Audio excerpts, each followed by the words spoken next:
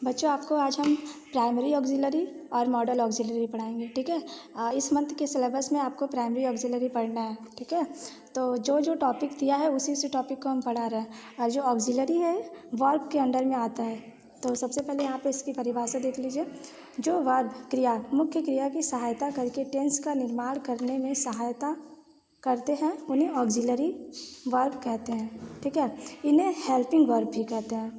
Auxiliary verb दो प्रकार के होते हैं, प्राइमरी ऑक्सिलरी, मॉडल ऑक्सिलरी।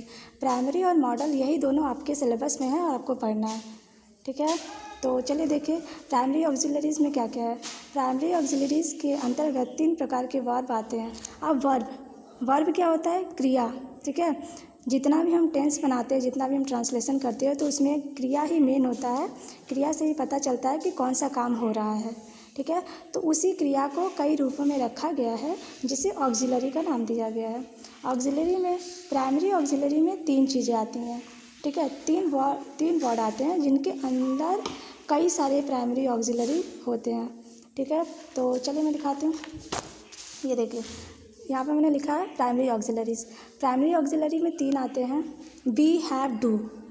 ठीक है, बी में आता है is, am, are, was, were.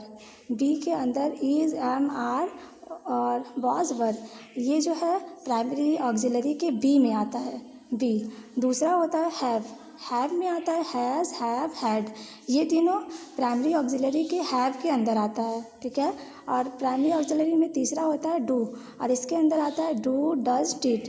ये तीनों डू के अंडर में आता है। ठीक, तो प्राइमरी ऑक्सिलरी के 3 पार्ट होते हैं और तीनों में अलग अलग हेल्पिंग वर्ब दिए हुए हैं और इन तीनों हेल्पिंग वर्ब को आपको याद करना है कि कौन से ऑक्सिलरी के अंदर कौन से हेल्पिंग वर्ब दिए हुए हैं। तो बी के अंदर is, am, are, was, were. Have के अंदर हैज़, हैव, हैड। डू के अंदर डू, डज, डिड। चलिए मॉडल ऑक्सिलरी देखते हैं।